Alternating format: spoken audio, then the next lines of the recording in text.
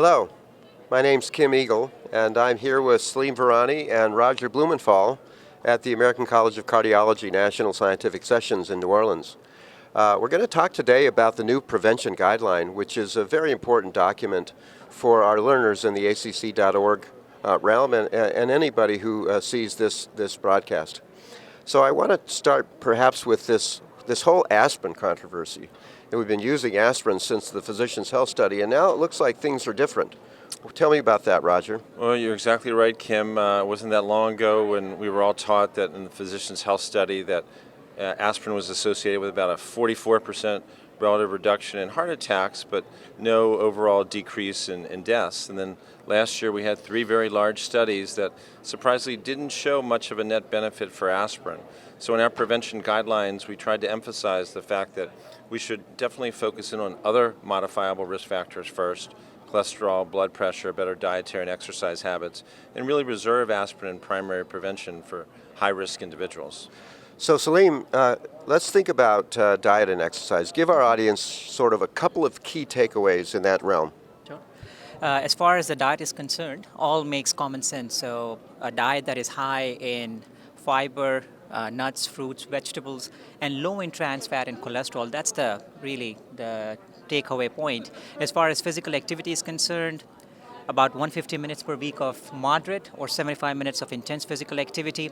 If someone is not meeting that, we do know that even at lower levels there's benefit. So even getting some physical activity is important, and those who are sedentary should try to get out of that sedentary behavior, and there's some benefit there as well, although the science is not as mature as it is for 150 minutes of moderate, 75 minutes of vigorous physical activity per week. So those should be the goals that clinicians should try to implement in their practice. Excellent.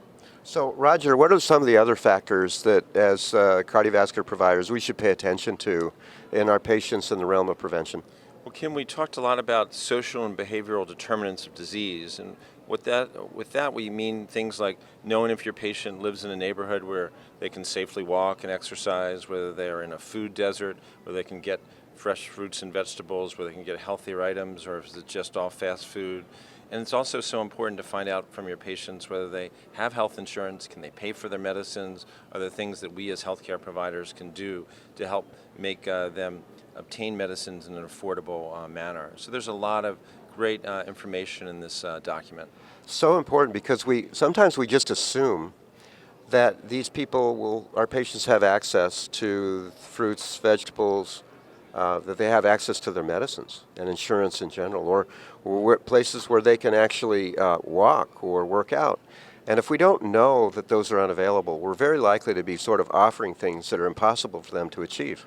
That's very true, and I think all of us can participate in sort of a team-based approach. We also talked about things in smoking cessation that if in a healthcare system or an office, if one or more people can provide some good expertise in helping people quit smoking and dealing with some of the psychological aspects of addiction, that can be so helpful. Okay. So Salim, give us a couple of key items on the cholesterol and blood pressure front. Sure. So now that we're talking about cholesterol, blood pressure, obviously the mnemonic, I'll put it out there for our clinicians, the CPR in primary prevention. So you're doing CPR to prevent a patient from getting CPR. So calculate risk, whether it's blood pressure now or cholesterol. Use basically risk enhancers to personalize that risk, that's the P, and then reclassify with CAC if needed after that. What's CAC? Coronary artery calcium score. Okay. So that is really the message here, that we have to assess risk, a 10-year risk in all our patients who are eligible, 40 to 75-year-olds, and then lifetime risk for those who are younger.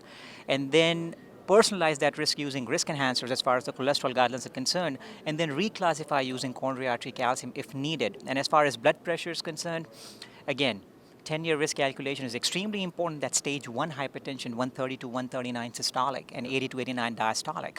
And then based on that, we really work towards a treatment target for blood pressure. Awesome. So Roger, your group has always used this, I love this ABCD sort of approach because I'm simple-minded. And tell us about that. Well, Ray Gibbons from the Mayo Clinic used this ABCD approach for the management of chronic stable angina way back around 1999, and A stands for assessment of risk, and then based on the risk, whether you consider aspirin or not. B for blood pressure, less than 130/80. C for cholesterol, and C for cigarette cessation. D for diet and weight, and either diabetes prevention or management, and E for exercise. And then we also think about E for economics, the socioeconomic aspects Right. of our patient situation is so important to remember. Right. Excellent.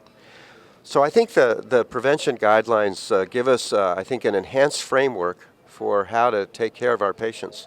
And Salim and Roger are two national thought leaders in this area. We're delighted to have had the chance to talk to both of you. Thanks for taking time here at the ACC 19. Thanks so much, Kim. Go Blue.